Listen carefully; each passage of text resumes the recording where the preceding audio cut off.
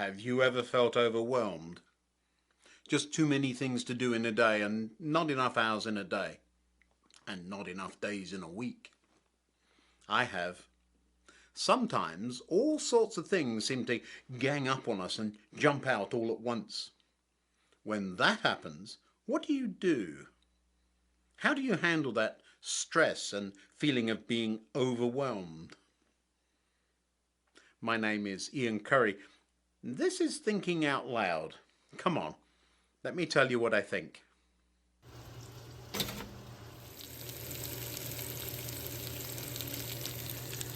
By now, most of you know I claim to be a Jesus follower, and since Jesus said, I am leaving you with a gift of peace of mind and heart, and the peace I give is a gift the world cannot give.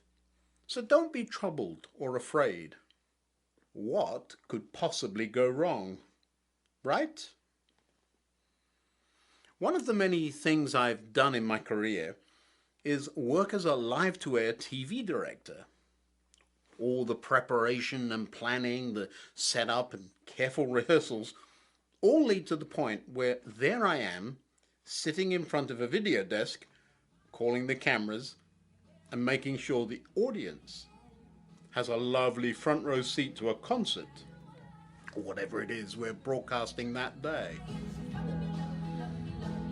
In such settings, several phrases ring alarm bells, send engineers scurrying, and cause producers' blood pressure to rise dramatically. Things like, we've just lost signal, or I need a couple of minutes to fix this, or even just, oops. Usually in these high-stress live-to-air situations, backup plans are well rehearsed, and throwing things back to the studio is the safety net that can bail you out of most situations. But there occasionally comes a point where the last resort is to post a caption that says, normal service will resume shortly. These days, technology is typically far more reliable, but somehow such failures seem to be much more common. We appear to be having difficulties with audio from our correspondent. Let's go back to that later. Or no explanation at all, and just we'll be right back as the program is thrown to yet another commercial break. Perhaps we just aren't as careful as we once were. Part of the problem these days is that there is a wall-to-wall, 24-hour, 7-day-a-week production with no downtime where everybody resets, sleeps, and the test card and music make their once nightly appearance. Some of you won't know what I'm talking about, but this is a test card. Rather than just a blank screen, these test cards were broadcast along with music. Being something that an engineer came up with, you can be sure that every box, mark and squiggle is there for a reason. I used these test cards for years and still couldn't tell you what all the tests are that can be made using one.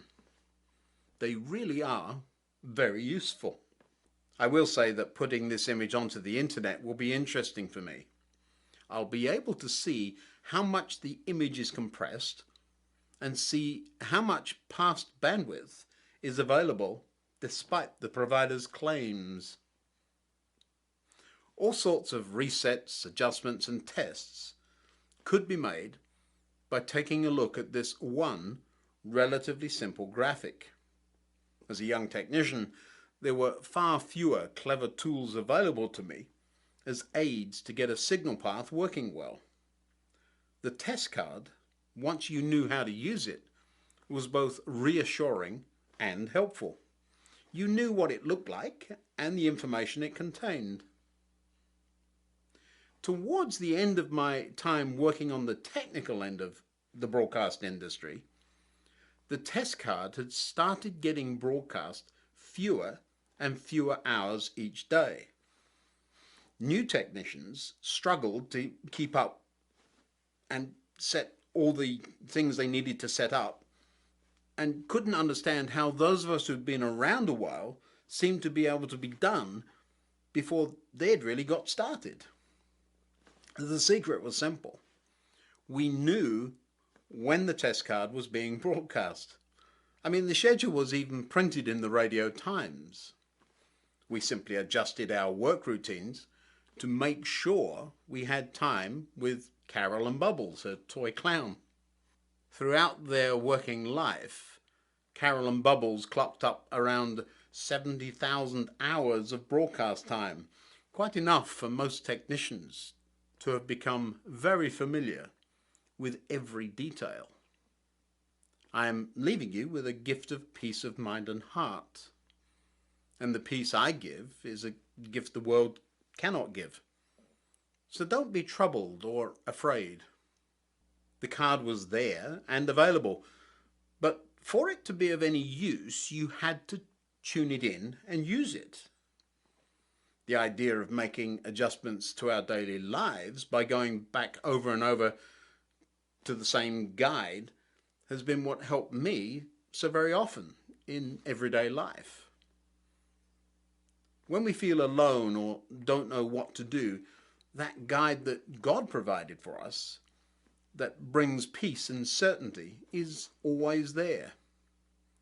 David wrote, "I looked for someone to come and help me, but no one gives me a passing thought. No one will help me. No one cares a bit what happens to me." He sounds like he is having a rough day, doesn't he? But take a look at what he says in the sentence right before that one. "When I am overwhelmed, you alone know the way I should turn."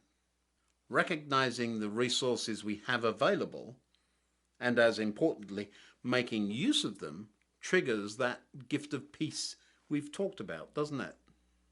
I know the Lord is always with me. I will not be shaken, for he is right beside me.